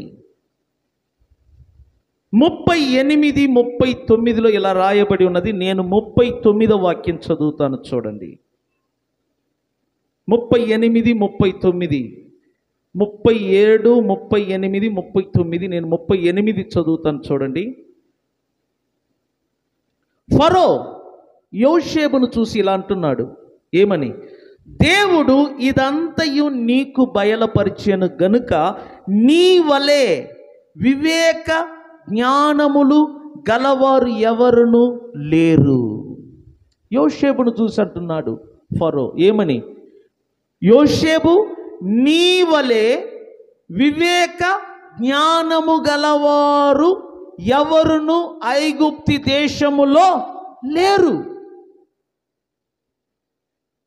ఇతని జీవితాన్ని గురించి నేను చెప్తున్నాను, వినండి, నన్ను చూడండి. 41వ అధ్యాయములో ఏమి రాయబడి ఉందో చెప్తున్నా. మీ అందరికీ తెలుసు, యోషేబు యాకోబు కుమారుడు. యాకోబు రాహేలును ఎంతో ప్రేమించాడు. ఆ రాహేలు కొరకు తన మేనమామ ఇంట్లో 7 సంవత్సరములు పాలేరు పని చేశాడు ఒక అమ్మాయి కోసం. కానీ మేనమామ ఆ 7 సంవత్సరం పూర్తయిన వెంటనే రాహేలును ఇచ్చి పెళ్లి చేయకుండా లేయాలు అంటే రాహేలు కంటే పెద్దది పెద్దమ్మాయినిచ్చి యాకోబుకు పెళ్లి చేసి మోసం చేశాడు. మోసము జరిగిందని యాకోబు తెలుసుకొని మేనమామను నిలవేశాడు. నేను చిన్నమ్మాయిని అడిగితే పెద్దమ్మాయిని ఇచ్చి పెళ్లి చేశావు. అందుకు మామ అంటాడు, పెద్దమ్మాయి ఇంట్లో ఉండగా చిన్నమ్మాయిని ఇచ్చి వివాహము చేయటము మా సంప్రదాయము కాదు. నీకు చిన్నమ్మాయి కావాలంటే మరొక 7 సంవత్సరము పని చేయి అంటాడు. మరొక 7 సంవత్సరం పని చేసి చిన్నమ్మాయిని వివాహము చేసుకుంటాడు. అక్క చెల్లెల మధ్య వైరాగ్యము, ఎందుకంటే భర్తకు ఎవరు దగ్గర ఉండాలని. ఇందువలన చూడండి, లేయా భర్తకు దగ్గర అవుతుంది, రాహేలు కూడా భర్తకు దగ్గర అవుతుంది. కానీ రాహేలు గర్భము మూయబడినది, లేయా గర్భము తెరవబడి ఉన్నది కనుక ఆమెకు వరుసగా బిడ్డలు పుడుతున్నారు. కానీ రాహేలుకు పుట్టలేదు. రాహేలు ఏం చేసిందంటే తన పని మనిషిని కూడా భార్యగా చేసింది. తన పని మనిషి తన భర్త దగ్గరికి వెళ్ళి తన కోసం బిడ్డలు కనాలన్న ఉద్దేశంతో పని మనిషిని భార్యగా పంపించింది. అది చూసి పోటీగా లేయా కూడా తన పని మనిషిని భర్త దగ్గరికి పంపించింది. ఈ విధంగా నలుగురు కలిసి 12 మంది పిల్లలను కన్నారు. కానీ వీరిలో రాహేల్ అంటే చాలా ఇష్టము యాకోబునకు. చాలా కాలమైన తర్వాత రాహేల్ యొక్క గర్భమును దేవుడు తెరిచాడు. అప్పుడు యోషేబు పుట్టాడు. యోషేబు తర్వాత బెన్యామీను పుట్టాడు. ఈ 12 మందిలోనే యోషేబు అంటే చాలా ఇష్టం. ఎందుకంటే తాను ఇష్టపడి పెళ్లి చేసుకున్న రాహేలుకు పుట్టినవాడు గనుక యోషేబు అంటే యాకోబునకు ఇష్టం. ఈ యోషేబు చిన్ననాటి నుండి దైవభక్తి గలవాడు. బైబిల్ ఏమంటుందంటే, ఎవరిలో దేవుని యొక్క భక్తి, దేవుని ఎడల భయము భక్తి ఉంటుందో వారిలో దేవుని జ్ఞానము కనబడుతుందంట. ఒక మనిషికి దేవుని మీద భయము భక్తి ఉంటే ఖచ్చితంగా దైవ జ్ఞానము అతనిలో ఉంటుంది. దైవ జ్ఞానము లేని వారందరూ కూడా దేవుణ్ణి విసర్జించి నాశనం అవుతారంట. సామెతలు 1వ అధ్యాయంలో రాయబడింది, జ్ఞానము లేని వారు దేవుణ్ణి విసర్జించి ఏమవుతారంట? నాశనం అవుతారు. చర్చికి ఎందుకు చాలామంది రావట్లేదు? జ్ఞానము లేక. మీరు చెప్పింది గుర్తుపెట్టుకుని, చర్చికి రాని వాళ్ళందరూ కూడా విసర్జించి నాశనం అవుతారు దేవుణ్ణి. జ్ఞానము లేని వారు దేవుని ఎడల భయము భక్తి కలిగి ఉండరు. ఎందుకంటే ఎవరు దేవుని ఎడల భయము భక్తి కలిగి ఉంటారో వారిలో దైవ జ్ఞానము పనిచేస్తుంది. వారు దేవునికి భయపడతారు, దేవుని సన్నిధికి వస్తారు. చిన్నప్పటి నుండి యోషేబులో దైవ జ్ఞానము పనిచేస్తుంది. ఎందుకంటే దేవుడంటే భయము, దేవుడంటే భక్తి. దేవుడు మాత్రమే కాదు, తండ్రి అన్న భయము, తండ్రి అంటే భక్తి. తన సహోదరులు చేసే తప్పులన్నిటినీ తీసుకొని వచ్చి యోషేబు తండ్రికి చెప్పేవాడు. అందువలన వారి సహోదరులందరికీ యోషేబు అంటే ఈర్ష్య, అసూయ. ఎప్పుడెప్పుడు చంపాలని తోబుట్టులు ఎదురు చూస్తున్నారు. అతనికి 17 సంవత్సరం వయస్సు వచ్చినప్పుడు అతడు ఒక కల కన్నాడు. ఆ కలలో తన సహోదరులు, తన తల్లిదండ్రులు తన ఎదుట సాగిలపడి నమస్కారం చేసినట్లుగా ఒక కలను చూశాడు. ఆ కలను తన సహోదరులకు చెప్పాడు, తన తల్లిదండ్రులకు చెప్పాడు. ఎప్పుడు ఆ కలను చెప్పాడో అప్పటి నుంచి సహోదరులకు యోషేబు మీద మరీ కోపము కలిగింది. తల్లిదండ్రులు కూడా గద్దిస్తారు. కానీ ఆ కలను యాకోబంట తన హృదయములో దాచుకున్నాడు. యోషేబు కూడా తన హృదయములో దాచుకున్నాడు. కానీ యోషేబు మీద సహోదరులకు ఈర్ష్య, అసూయ. యోషేబు వాళ్ళకి కీడు చేయలేదు, కానీ యోషేబు తండ్రికి దగ్గరగా ఉంటాడు. యోషేబుకు మాత్రము తండ్రి రంగులు రంగులు గల చక్కని వస్త్రాలను కుట్టించేవాడు. అది చూసి తోబుట్టువులు యోషేబు మీద అసూయను పెంచుకున్నారు, ద్వేషమును పెంచుకున్నారు. అవకాశం దొరికితే చంపాలనుకున్నారు. ఒక రోజు అవకాశం దొరికింది, అతన్ని చంపాలని ప్రయత్నం చేశారు, కానీ వారిలో ఒకడైన యూదా అడ్డుపడ్డాడు. వాడి సలహాను బట్టి చంపకుండా అతనిని గోతిలో వేశారు. ఆ సమయమున ఇస్మాయిల్ సంతతి వారు ఐగుప్తి దేశానికి వెళ్తుంటే అప్పుడు యూదా మరొక సలహా ఇచ్చి, ఇదిగో వీరిని గోతిలో నుండి తీసి ఇస్మాయిల్ సంతతి వారికి అమ్మి వేద్దాం. వీళ్ళ సలహాను బట్టి అలాగనే అమ్మి వేశారు. ఈ ఇస్మాయిల్ సంతతి వారు ఈ యవనస్తుడైన యోషేబును తీసుకెళ్ళి పోతీఫర్ ఇంటికి అమ్మి వేస్తారు. పోతీఫర్ ఒక కమాండర్, ఐగుప్తి సైన్యములో సేనాధిపతి, పేరుగాంచిన ఒక కమాండర్. అట్టి ఇంటిలో ఇతడు పాలేరుగా పనివాడుగా చేరాడు. పని చేస్తున్నాడు. ఆ ఇంటిలో ఉన్న పనులన్నీ ఒక పాలేరులాగా నమ్మకంగా పని చేస్తున్నాడు. కానీ దేవుడు ఇతనిని బట్టి పోతీఫర్ ఇంటిని, పోతీఫర్ కలిగి ఉన్న పొలము, తోట అన్నిటినీ ఆశీర్వదించాడు. పోతీఫర్ కనిపెట్టాడు. ఎప్పుడు యోసేపు ఇంటిలో అలుగు పెట్టాడో దేవుని ఆశీర్వాదము ఆ ఇంటిలో కనబడినది.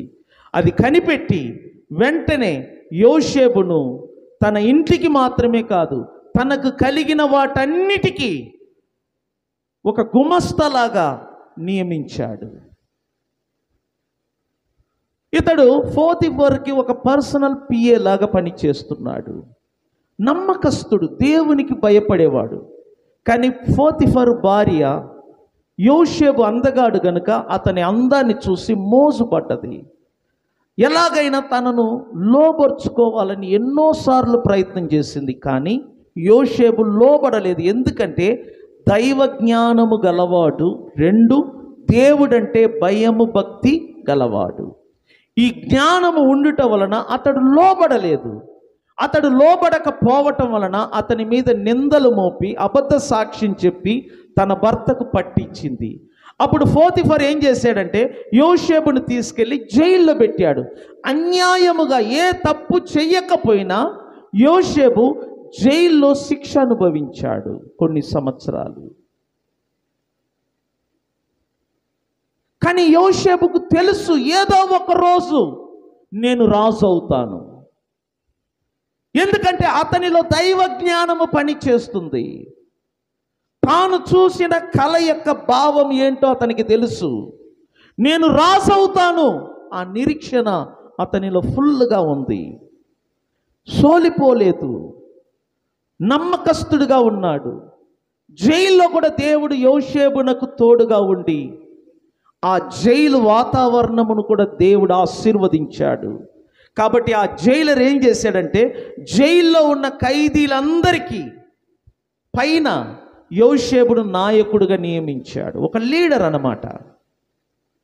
ఒకరోజు ఆ జైల్లో ఉన్న 2 వ్యక్తులకు కలలు వస్తాయి. ఒక్కొక్కరికి ఒక్కొక్క కళ. ఒకడు శిక్షించబడతాడు, ఒకడు విడువబడతాడు.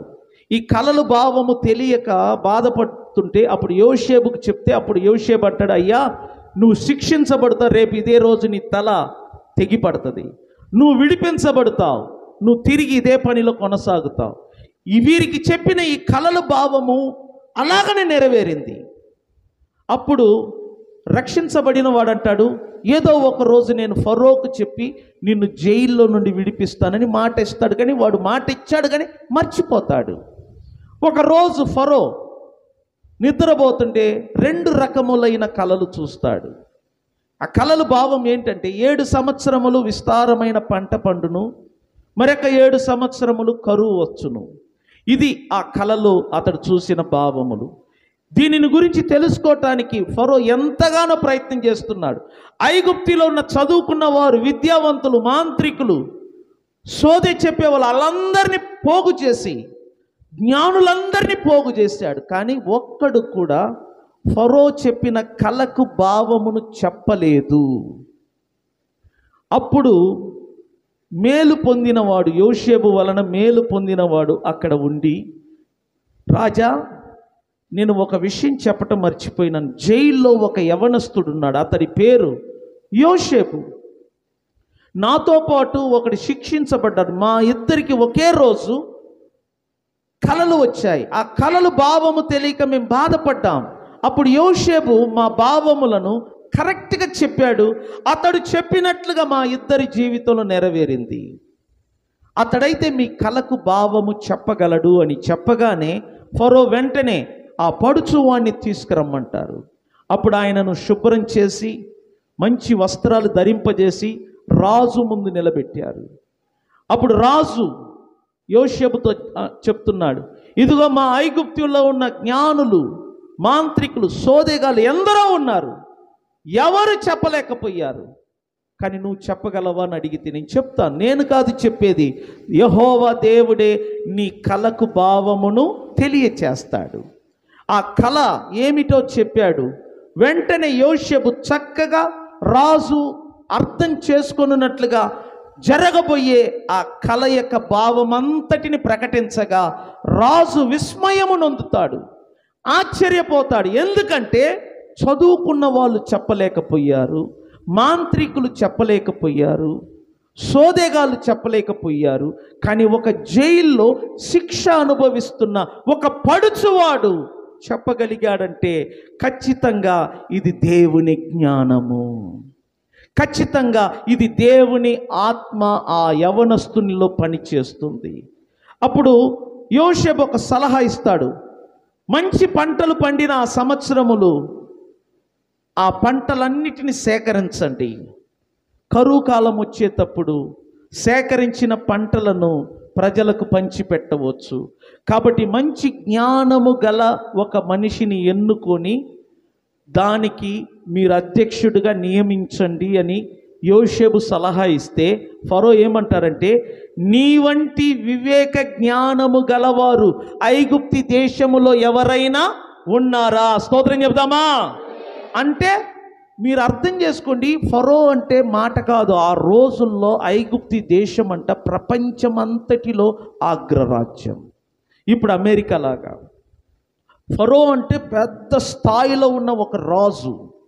అతని దగ్గరికి వెళ్ళటం కూడా కష్టం.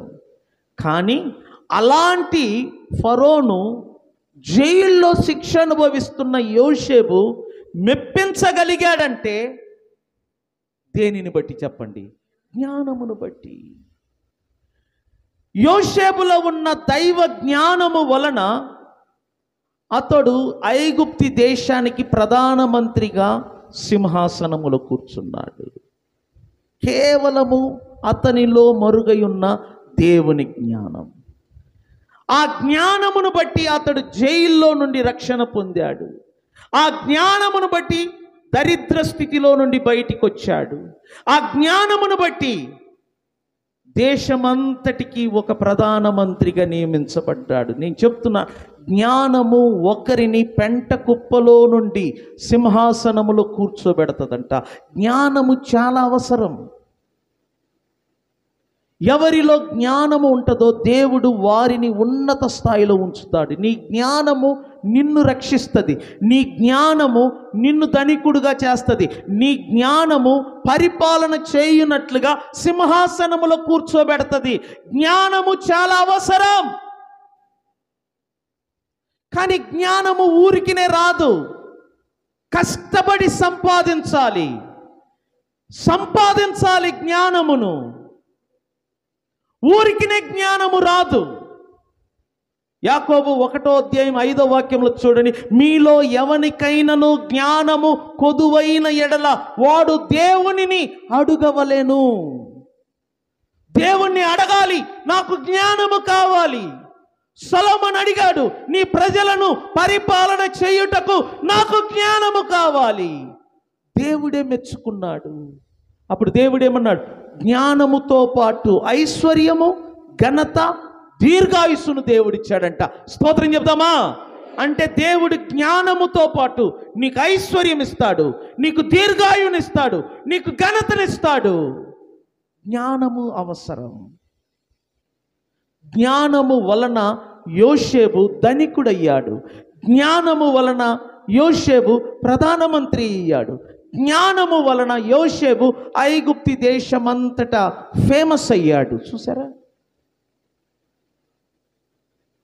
ఇక నువ్వు ఉదయం నుంచి రేపు దాకా కూలి పని. నేను నిజం చెప్తాను, మీరు కూలి పని చేసేవాళ్ళు మీరు దరిద్రులుగా ఉంటారు, మీ పిల్లలు దరిద్రులుగా ఉంటారు. నేను నిజం చెప్తున్నాను. వ్యాపారం చెయ్యి, పెట్టుబడి పెట్టు, డబ్బు యాడ్ నుంచి వస్తాయి. జ్ఞానము డబ్బును తీసుకురాగలదు. నేను చెప్తున్నాను. పన్ను కట్టడానికి పేతురుకు డబ్బు లేదు, కూలి పనికి పోలా. పన్ను కట్టడానికి కూలికి పోయి సంపాదించి పన్ను కట్టలా. దేవుని నోట నుండి వచ్చే ప్రతి మాట నీకు జ్ఞానాన్ని కలిగిస్తుంది. ఎలా? ప్రభు చెప్తున్నాడు, ఇదిగో నీ వలను తీసుకొని సముద్రములోనికి వెళ్ళు, వల విసురు, అందులో చేపలు పడతాయి. ఆ చేపలలో మొదటి చేప ఏదో కనిపెట్టు, ఆ చేప నోటిని తెరువు, అందులో షకేముంటుంది. జ్ఞానము దేవుని నోటి మాటల నుండి నీకు కలుగుద్ది. నేను చెప్తున్నాను, పెట్టుబడి చేయి స్త్రీలారా. కూలి పనికి పోకపోతే, పాస్ పనికి పోకపోతే ఒక కొట్టు పెట్టు, ఒక పని చేయి, ఒక కొట్టు పెట్టుకో, ఒక ఇస్త్రీ పెట్టి కొనుక్కొని ఒక బల్ల వేసుకొని రోడ్డు మీద నిలబడి ఇస్త్రీ అయ్యి నువ్వు ధనికుడు అవుతావు. నువ్వు ఎంతవరకు ఒకడికి పాలేరుగా, ఒకడికి కూలివాడుగా ఉండాలని కోరుతున్నావు తప్ప. ఆడవాళ్ళు చూడు, హోటళ్ళు పెడుతున్నారు, బోండాలు వేసుకొని డబ్బులు కట్టుకుంటున్నారు, బిల్డింగ్ కట్టుకుంటున్నారు. వాళ్ళని చూసి నేర్చుకో. గవర్నమెంట్ నీకు లోన్ ఇస్తుంది, గవర్నమెంట్ నీకు నువ్వేం చేస్తున్నావు? ఆ లోన్ తీసుకొని వడ్డీలకు ఇచ్చుకుంటున్నావు, దుర్వినియోగం చేసుకుంటున్నావు. కొంతమంది గేదె లోన్ అంటున్నారు, ఆ లోన్ అంటున్నారు, కొట్టుకు లోన్, అన్నిటినీ తీసుకుంటారు కానీ వాడుకోరు. గవర్నమెంట్ నీకు సబ్సిడీ ఇస్తుంది వ్యాపారం చేసుకోమని, బడ్డీ కొట్టు పెట్టుకోమని. ఏదో ఒకటి చేసి సంపాదించుకోవచ్చు. మనం ఎందుకు అలా అలవాటు పడ్డాం? మన నాన్న మన అమ్మ ఆ పని చేశారు, వాళ్ళమ్మ ఆ పని చేశారు. ఇక వారసత్వం అలాగనే వస్తుంది. నువ్వు ఒకరి కింద పనివాడుగా కాదు, నువ్వు యజమానుడిగా మారటానికి ప్రయత్నించి, దానికి డబ్బు దేవుడిని జ్ఞానం ఇస్తాడు. గవర్నమెంట్ ఉందండి లోన్ ఇవ్వటానికి. నేను మెడ్రాస్లో చూశాను, చాలామంది ఇంటి పట్టాను తీసుకెళ్ళి లోను పెట్టి ఆ లోనుతో ఇండ్లు కడతారు, అనేకమైన గదులు కట్టి ఆ గదులను అద్దెలకిచ్చి వచ్చే అద్దెలను లోను కట్టి పూర్తి చేసుకుంటారు. మరలా ఇంకొక లోను తీసుకో. ఈ విధంగా కోటీశ్వరులు అయిన వాళ్ళు నాకు తెలిసి చాలామంది ఉన్నారు. గేదెలు ఉంటే ఎప్పుడు నువ్వే గేదె పని చేయటం ఏంటి? ఒక మనిషిని పనివాడుగా పెట్టుకో, పనిని పెంచుకో, గేదెలను పెంచుకో. నేను చెప్తున్నాను, 2 సంవత్సరానికి చనుబండలో నువ్వు కోటీశ్వరుడు అవ్వకపోతే నన్ను అడుగు. నీ దరిద్ర బుద్ధి ఏంటంటే అన్నీ నువ్వే చేసుకోవాలి, అన్నీ నువ్వే తినాలా. నువ్వు ఎదగలేవు. నీకు 500 600 ఇదే గొప్ప అనుకున్నావు, ఎదగలేవు. నేను చెప్తున్నాను, ఎదగలేవు. ఇంకా 10 సంవత్సరం నువ్వు అలాగనే పని చేసుకుంటా ఉంటావు. కాళ్ళు చేతులు ఎరిగితే మంచం మీద, అంతకు మించి నువ్వేమీ చెయ్యలేవు, నువ్వు ఎదగలేవు. నువ్వు దేవుని బిడ్డగా మారా, దేవుడు నీకు జ్ఞానం ఇస్తాడు, నీకు ఆలోచన ఇస్తాడు, దాన్ని ఫాలో అవ్వు. దేవుడు పేతురుకి ఆలోచన ఇచ్చాడు. 2-3 సందర్భాల్లో వలని ఇటు అన్నాడు, నీ మాట చొప్పున వేస్తానన్నాడు. అలా వేయగానే చూడండి, ఎక్కడ లేని చేపలన్నీ వచ్చి పడ్డాయి. జ్ఞానము నీకు ఎక్కడ కలుగునంటే దేవుని వాక్యము ద్వారా, దేవుని వాక్యములో నుండి నీకు జ్ఞానము కలుగును. బైబిల్ అంటుంది, యెహోవాయే జ్ఞానము ఇచ్చువాడంట. స్తోత్రం చెప్తామా? ఆయన నోటి మాటలు జ్ఞానములను పలుకును. నువ్వు ప్రతిరోజు బయట సలహా తీసుకోవద్దు, ఎదుటి వారి సలహా తీసుకోవద్దు. దేవుడు నీకు 2 చెవులు ఇచ్చాడు. దేవుడు ఏం చెప్తాడో, ప్రభు ఏం చెప్తాడో విను, ఆలోచన చెయ్యి. అప్పుడు చూడు, దేవుని యొక్క ఆలోచనలు, దేవుని యొక్క తలంపులు నీకు జ్ఞానము కలగజేస్తుంది. నీలో ఉన్న జ్ఞానం అంట క్రియేటివిటీస్, లేని వాటిని సృష్టిస్తుంది. నేను చెప్తున్నాను, మీరు ఎదిగితేనే చర్చ్ ఎదుగుద్ది, మీ రాబడి పెరిగితేనే సంఘము పెరుగుద్ది. నువ్వు ఎంతవరకు కూలి పనికి చూడు, నీతో ఉన్నవారు ఓనర్లు అవుతున్నారు, లారీ ఓనర్లు అవుతున్నారు. వారికి 2 కొమ్ములేమి లేదు. మీరెందుకు అవ్వలేకపోతున్నారు? మీరు బానిస అయిపోతున్నారు, అడిక్షన్ అయిపోతున్నారు. మీరు అనుకుంటే చేయగలరు. మరి మీకు బుర్ర లేదా? బుర్ర ఉంది, కానీ మీకు ఆ బానిసత్వం నుంచి బయటికి వచ్చే దమ్ము లేదు. అది మీ ప్రాబ్లం. మీరు చేయగలరు, మీరు సాధించగలరు. మీ వలన కాదా? మీరు చేయగలరు. నేను చెప్తున్నాను కదా, వారికంటే దేవుని కృప మీ ఎడల బాగుంది, కానీ మీరు వినియోగించుకోవటం లేదు.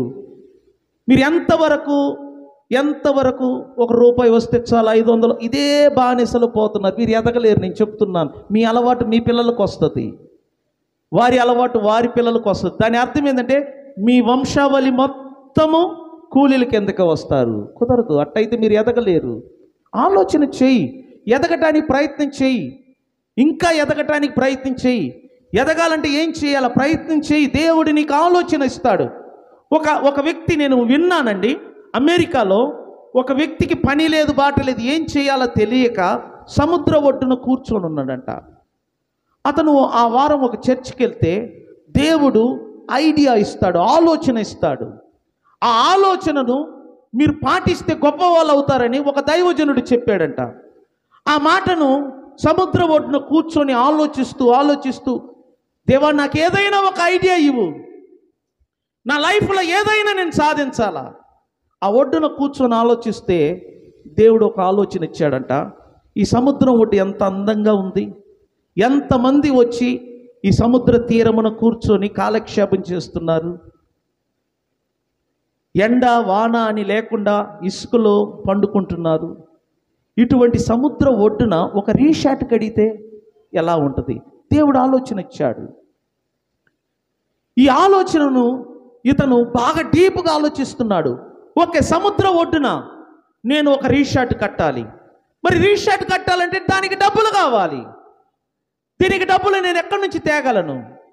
ఇతడు ప్రతిరోజు ఏం చేసేవాడంటే, ఎటువంటి రీషాట్ కట్టాలి, ఏ మోడల్లో కట్టాలి, అన్నిటినీ ప్రింట్ వేసుకున్నాడు. ప్రింట్ వేసి తన ఇంటి తలుపుల మీద, ఇంటి గోడల మీద ఉంచుకొని ప్రతిరోజు దాన్ని చూస్తూ ఉన్నాడు. 5 సంవత్సరం, 4 సంవత్సరం, 10 సంవత్సరము, 25 సంవత్సరం అయింది, కానీ అతడు అనుకున్నది జరగల. కానీ 25 సంవత్సరం తర్వాత అప్పుడు వచ్చిన అమెరికన్ ప్రెసిడెంట్ ఒక అవకాశం ఇచ్చాడు. ఎవరైనా రీషాట్ పెట్టాలి అనుకుంటే వారికి గవర్నమెంట్ వారు లోన్లు ఇస్తారు. వెంటనే ఆ వార్తను విని ఇతడు లోన్ తీసుకోవటం మొదలుపెట్టాడు. ఆ లోనుతో ఆ యొక్క సముద్ర తీరమున రీషాట్ పెట్టాడు. అది సక్సెస్ అయింది. ఇప్పుడు అమెరికా దేశములో పేరుగాంచిన రీషాట్లు ఎవరిదంటే ఈ వ్యక్తిది. చూడు, నాకు తెలుసు, నేను చెప్తున్నప్పుడు మీకు నమ్మబుద్ధి కాదు. నేను చెప్తున్నప్పుడు ఇదంతా ఉత్తత్త మాటలు. నేను చెప్తున్నాను, అనుభవంతో చెప్తున్నాను. నేను ప్రపంచంలో జరిగేదానిని చదువుకుంటున్నాను, తెలుసుకుంటున్నాను, కాబట్టి మీకు చెప్తున్నాను. మీరు ఎదగాలి అంటే దేవుని జ్ఞానమును వినియోగించండి. మీరు ఎప్పుడు అదే స్థితిలో ఉండాలంటే కష్టం. నువ్వు ఏ పని, నీ చేతికి ఏ పని వచ్చిందో ఆ పని లోపము లేకుండా చెయ్యి. మీరు అనుకుంటే ఏదైనా చేయగలరు. ఒక కూలివాడు యజమానుడు అవుతున్నాడు. సినిమాలో కూడా చూడండి, కూలివాడు యజమానుడు అవుతున్నాడు. ఎలా? జ్ఞానమును వినియోగించి, తెలివితేటలను బట్టి. దేవుడు నీకు తెలివిచ్చాడు, నీకు జ్ఞానం ఇచ్చాడు. నీ లోపల జ్ఞానం ఉంది, దాన్ని బయటికి తీసుకురా. స్త్రీలారా, నేను చెప్తున్నాను సీరియస్గా, నువ్వు ఒక ఇంట్లో పోయి పని చేయటం వలన నువ్వు ఎదగవు, నీ కుటుంబం ఎదగదు. రా బయటికి. నీకు అంతగా ఒక ఇంట్లో పని చేయాలనుకుంటే మెయిన్ రోడ్లో ఒక బడ్డీ కొట్టు పెట్టు, లేక ఒక ఇడ్లీ కొట్టు పెట్టు. నువ్వు అభివృద్ధి అవుతావు 1 సంవత్సరం కష్టపడితే. లేకపోతే ఎండి చేపల అమ్ము, లేకపోతే కూరగాయలు కొట్టు పెట్టు, అభివృద్ధి అవుతావు. ఒక ఇంట్లో పాసి పని చేయటం వల్ల నీకు వచ్చింది ఏమీ లేదు. వాళ్ళు తిని మిగిలింది నీకు ఇస్తారు, అంతకుమించి ఏమీ లేదు. నీ మైండ్ సెట్ మారాలా. ఇంకెప్పుడు నువ్వు అభివృద్ధి అవుతావు దేవుని బిడ్డగా. బైబిల్ ఏమంటుంది? జ్ఞానము కలిగి నడుచుకొనుడి అంటే ఇదే. నువ్వు జ్ఞానము లేకపోవటం వల్ల ఒకరి కింద బానిసగా ఉంటున్నావు. నువ్వు జ్ఞానము లేకపోవటం వల్ల ఒకరి కింద కూలిగా ఉంటున్నావు. బైబిల్ అంటుంది కదా, జ్ఞానులు పరిపాలన చేస్తారు, జ్ఞానము లేని వారు బానిసలుగా ఉంటారు. అర్థం చేసుకో. వాళ్ళు చేయగలిగింది నువ్వు చేయలేవా? వాళ్ళు ఇంట్లో బోండాలు ఇడ్లీలు వేసి అమ్మగలిగింది నువ్వు చేయలేవా? ఇస్త్రీ వేసుకుంటేనే చాలు బోలెడు డబ్బులు వస్తున్నాయి. ఒక జతకి 20 రూపాయలు 10 రూపాయలు వస్తున్నాయి. ఒక రోజుకు 10 జతలు నువ్వు వేయలేవా?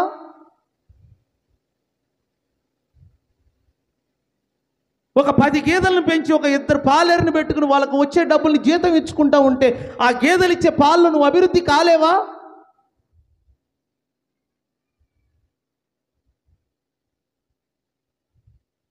నాకు ఇక్కడి నుంచి వచ్చే కానుకలతోనే దేవుని కృపను బట్టి ఎంత పని జరిగిందంటే, ఇక నాకు పైనుంచి డబ్బులు వస్తే నేను ఎంత పని చేయగలను? ఆలోచించు. మీరు ఎదగగలరు, మీరు చేయగలరు, కానీ మీరు అలా అలవాటు పడిపోయారు. ప్రతిదానికి బానేసరు. ఉరకటం లేయటం, ఉరకటం లేయటం, ఉరకటం లేయటం. ఇది దేవుని కోరిక కాదు. తన బిడ్డలు కలెక్టర్లుగా ఉండాలని కోరుకుంటారు, తన బిడ్డలు డాక్టర్లుగా ఉండాలి. అట్లాగే ఒక పాస్టర్గా నేను కోరుకుంటాను. నా చర్చికి వచ్చే వాళ్ళందరూ కూడా ధనికులుగా ఉండాలా, నా చర్చికి వచ్చే వాళ్ళందరూ కూడా అభివృద్ధి అవ్వాలా. గొప్పవాళ్ళు అవ్వాలి. పెద్ద విషయమే కాదండి, పెద్ద విషయమే కాదండి. మట్టిలోనే మాణిక్యం ఉంటుందంట. మాణిక్యం వచ్చి ఆకాశంలో ఉండదు, బంగారం ఆకాశంలో ఉండదు, వైడూర్యాలు ఆకాశంలో ఉండదు, మట్టిలో ఉంది. మట్టిలో ఉంది. దాన్ని తవ్వి తీసుకొచ్చినప్పుడు దానికి విలువ. నీ లోపల ఉంది జ్ఞానం, నీ లోపల ఉంది. డబ్బు సంపాదించుకోవటానికి మోసం చేయాల్సిన పని లేదు, హత్య చేయాల్సిన పని లేదు, నేరాలు చేయాల్సిన పని లేదు, పనికి రాని పనులు చేయాల్సిన పని లేదు. నీ లోపల ఉన్న జ్ఞానము డబ్బును సంపాదించేటట్టుగా నీకు మార్గాలు తెరుస్తుంది. అర్థం చేసుకో. దినములు చెడ్డవి గనుక సద్వినియోగము చేసుకోండి. సమయములను పోనీయక సద్వినియోగము చేసుకోండి. జ్ఞానుల వలె నడుచుకోండి. నేను సీరియస్గా చెప్తున్నాను.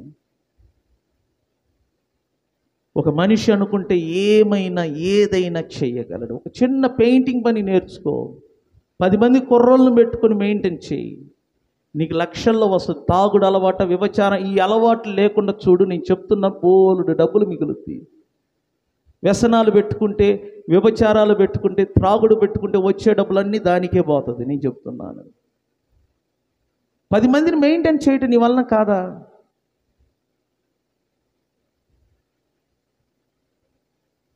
ఎంత డబ్బు సంపాదించిన వ్యసనాలు ఇవన్నీ ఉన్నవాడి దగ్గర డబ్బులు నిలబడదు. బైబిల్ అంటది కదా, తిరుగుబోతు, త్రాగుబోతు, వ్యభిచారులు వీళ్ళందరూ దరిద్రులు అవుతారు. జ్ఞానము దేవుని వాక్యం వలన నీకు కలుగుతుంది. వినుట వలన జ్ఞానము కలుగుతుంది. మీరు బాధపడ్డా పర్వాలేదు, మీరు మారాలి. నేను పని చేయలేకపోతున్నాను, అయితే మిషన్ కొను. మిషన్ కొనాలా? 25 లక్షలు. ఏమైంది? నీకు ఆ చిత్తశుద్ధి ఉంటే, నీకు ఆ పట్టుదల ఉంటే, నీకోసం హెల్ప్ చేసే ఎవడైనా ఒకడు వస్తాడంట. ఈ చర్చి పునాది వేసేటప్పుడు వారానికి కానుక 150 రూపాయలు. ఈ చర్చి పునాది వేసేటప్పుడు విశ్వాసులు వేసే కానుక 150 రూపాయలు. అప్పుడు ఒక ఆయన అన్నాడు, వామ్మ ఇది చాలా అవుతుంది కదా అన్నాడు. ఏమైనా కానీ ఆ 150 రూపాయలు కానుకలు వేసే రోజుల్లో ఈ చర్చి పని ప్రారంభించాం. 2009 ప్రారంభిస్తే 2024 ఈ షేప్ వచ్చింది. పట్టుదల, నమ్మకం, ఓర్పు ఇంపార్టెంట్, సహనం ఇంపార్టెంట్. ఆ రోజు నుంచి ఈ రోజుల వరకు అదే ఓర్పు, సహనము కనిపెడుతూ, ఎదురు చూస్తూ, ఓపిక కలిగి, ఎవరు ఎన్నన్నా ఎగతాళి చేసినా, నవ్వినా, ఎన్నైనా అనుకో. నేను ఒకసారి ఆ స్టేజ్ మీద చెప్తుంటే 2 మగవాళ్ళు ఇక్కడ నవ్వుకుంటున్నారు. వాళ్ళ వెనకాల ఉన్న వాళ్ళు నాకు చెప్తే పలానా నవ్వుతున్నారే నువ్వు చెప్పేయని. ఇప్పుడు చూడు, వాళ్ళు నవ్విన వాళ్ళు తల దించుకుంటున్నారు, నేను తల ఎత్తుకుంటున్నాను. ఎందుకంటే నేను అన్నయ్యన్నీ జరుగుతున్నాయి.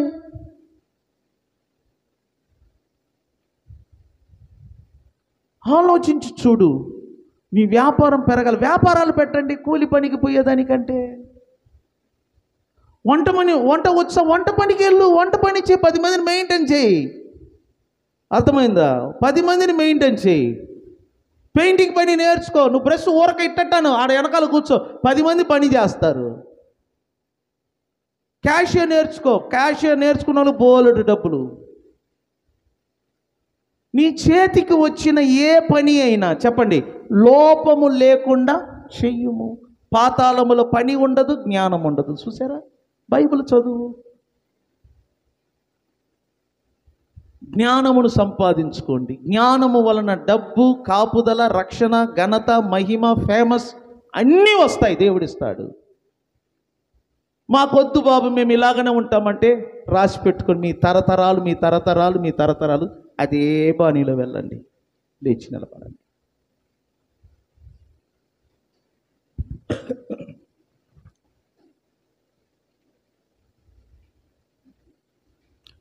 బైబిల్ చెప్తుంది, మీలో జ్ఞానము కొదువైన ఎడల, చెప్పండి, మీలో జ్ఞానము కొదువైన ఎడల వాడు దేవుణ్ణి అడగవలెను, అప్పుడు ఆ దేవుడంట ధారాళముగా జ్ఞానమును అనుగ్రహిస్తాడు.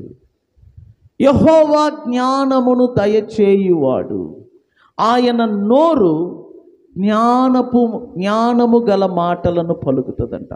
ప్రతిరోజు నీ చెవులలో దేవుని మాటలు వినుట వలన నీకు జ్ఞానము కలుగుద్ది. జ్ఞానము నీ నిజమైన ఆస్తి. నీతో యుగయుగాలు వచ్చేది జ్ఞానము.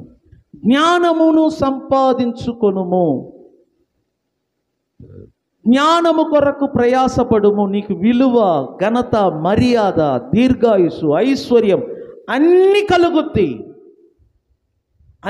కలుగుద్ది. నిన్ను చూసిన వారు నీకు విలువనిస్తారు. చూడు, సొలొమోను తల్లి సొలొమోనుని ఎలా కన్నది?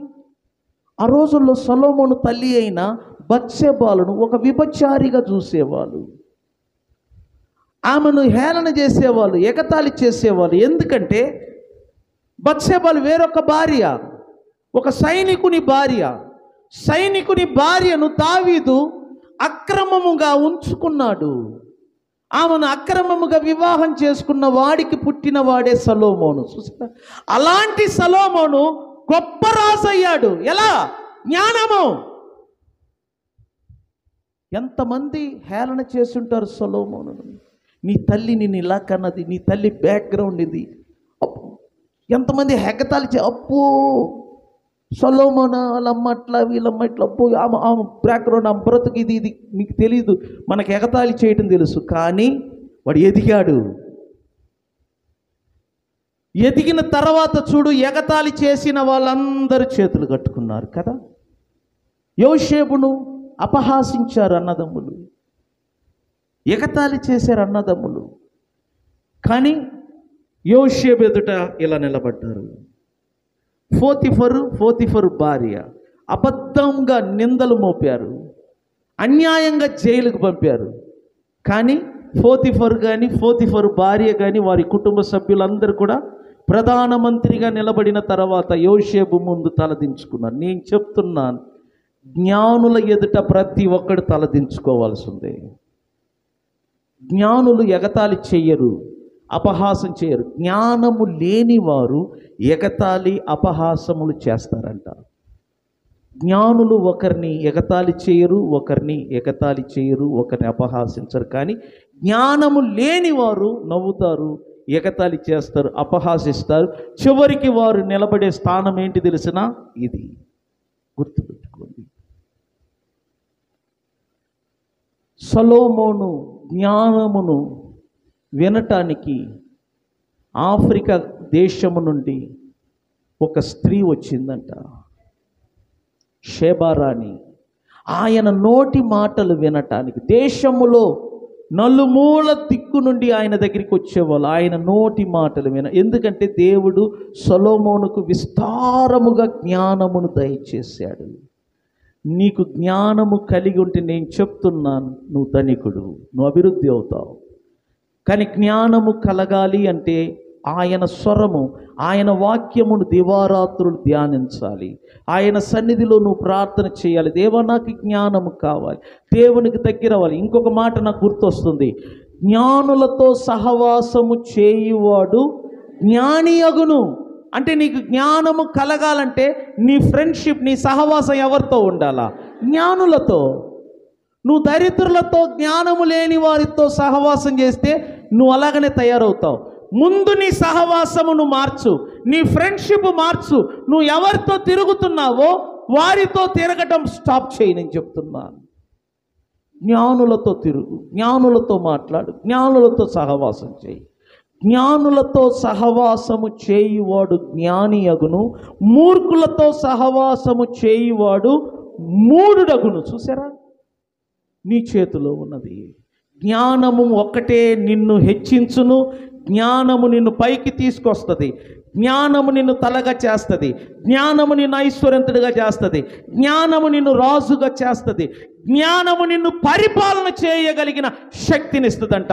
దేవుడు నీతో మాట్లాడినాడని నమ్మినట్లయితే నీ రెండు చేతుల పైకెత్తి కొద్ది క్షణము దేవుని స్తుతించు. హల్లెలూయా, స్తుతించు. నేను చెప్తున్నాను,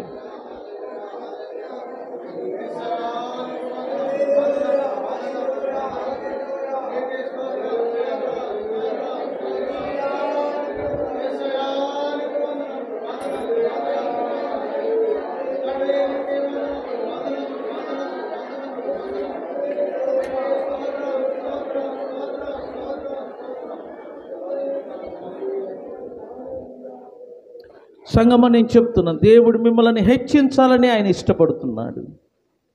మీరు, మీ కుటుంబం, మీ పిల్లలు ఎదగాలని ఇష్టపడుతున్నాడు. మీరు రక్షణ పొందకముందు ఎలా కష్టములో ఉన్నారో, రక్షించబడిన తర్వాత ఆ కష్టములో మీరు కొనసాగాలని దేవుడు ఇష్టపడటం లేదు. దేవుడు మిమ్మల్ని తలగా చేయాలి, మిమ్మల్ని ఉన్నతమైన స్థాయిలో ఉంచాలని కోరుకుంటున్నారు. కానీ మీరు దానికి లోబడటం లేదు. మీరు ఇంకా హీన స్థితిలో ఉండాలనుకుంటున్నారు. మీ ఆలోచనలు సరిగా లేవు, మీ పద్ధతులు సరిగా లేవు, మీరు వెళ్ళే పనులు అది కరెక్ట్ కూడా కాదు. మార్చుకో. నువ్వు అనుకుంటే ఏదైనా చేయగలవు. దేవుడు అంటున్నాడు, నువ్వు అనుకుంటే ఏదైనా చేయగలవు. లోకములో ఉన్నవాని కంటే మీలో ఉన్నవాడు గొప్పవాడు. మీరు చేయగలరు. కానీ బయటికి వెళ్ళగానే సల్లారిపోయిన ఒక విశ్వాసిగా నువ్వు మారుతున్నావు. వినిన మాటలన్నీ ఇక్కడే విడిచిపెడుతున్నావు. ఒక వైరాగ్యం, ఒక రోషము నీలో ఉండాలి. నేను ఎదగాలి, నేను ఉన్నత స్థాయికి రావాలి, నేను 10 మందికి కూలీలు ఇచ్చు యజమానుడిగా మారాలి, నేను అనేకులను పోషించే నాయకుడిగా మారాలి, అనేకులను పరిపాలన చేసే ఒక రాజుగా మారాలి. జైల్లో ఉన్నవాడు ప్రధానమంత్రి కాలేదా? ఆలోచన చేయి. దరిద్ర స్థితిలో ఉన్నవాడు గొప్పవాడు కాలేదా? మేకల చుట్టూ, గొర్రెల చుట్టూ తిరిగిన వాడు రాజుగా మారలేదా? నీ వలన కాదనుకుంటున్నావా? అర్థం చేసుకో. ముందు బానిసత్వం నుండి బయటికి రా. నీ మైండ్ సెట్ మార్చు. నీ స్నేహము, నీ సహవాసము యేసు నామమున మార్చు. దేవుడు నీలో కార్యం చేస్తాడు. దేవుడు నీలో పని చేస్తాడు. నీ అభివృద్ధిని చూసి ఇతరులు మందిరానికి పరుగులెత్తుతారు. నువ్వు ఇంకా అదే స్థితిలో ఉంటే ఎలా? మందిరమునకు వెలుపటి వారి ఎడలను జ్ఞానము కలిగి ఉండాలి. అంటే వెలుపటి వారి ఎడల వారికంటే నువ్వు ఎదగాల, వారికంటే రాబడిలో ఎదగాల, వారికంటే ఐశ్వర్యంలో ఎదగాల, వారికంటే ఉన్నత స్థాయికి నువ్వు రావాలి. నువ్వు ఎదగకపోతే ఎట్లా? సగమా అర్థం చేసుకో. హల్లెలూయా. నేను ముగిస్తున్నాను. పురుషులలో మల్లికార్జున్ ప్రార్థన చేస్తాడు. హల్లెలూయా.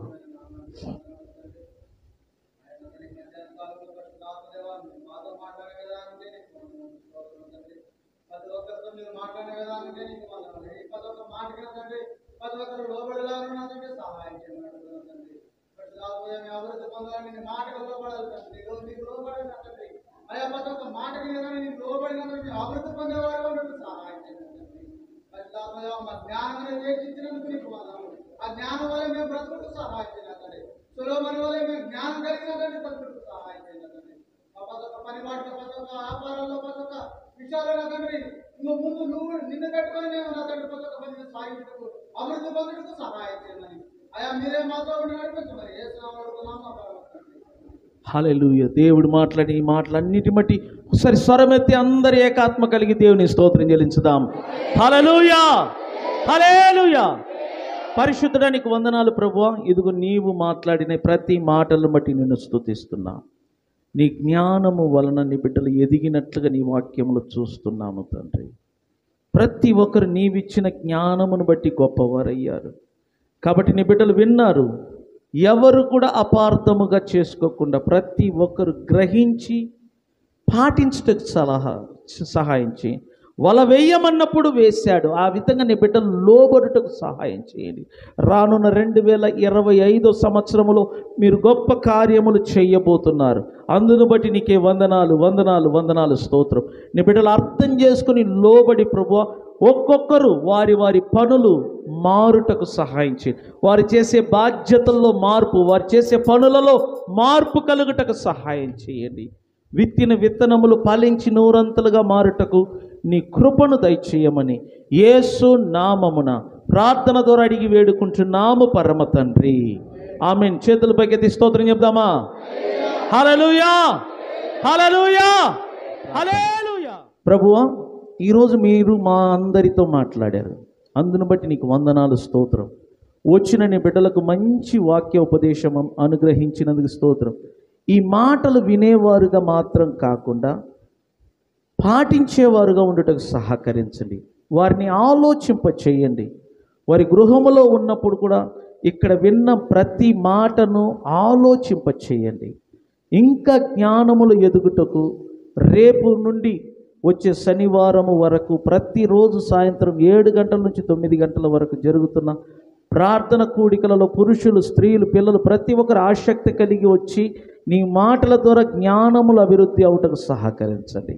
ఇదిగో ప్రభు, నీ బిడ్డలు నేను గొప్పవారు చూడాలి, మీరు చూడాలి, నీ నామ మహిమపరచబడాలి. నీ వాక్యం చెప్తుంది కదా, వెలుపటి సంగమునకు వెలుపటి వారి వలన నీ బిడ్డలందరూ జ్ఞానులుగా, ధనికులుగా, ఆరోగ్యవంతులుగా, క్షేమము కలిగిన వారుగా జీవించుటకు సహకరించమని నజరేయుడైన యేసు నామమున ప్రార్థన ద్వారా అడిగి వేడుకుంటున్నాము పరమ తండ్రి.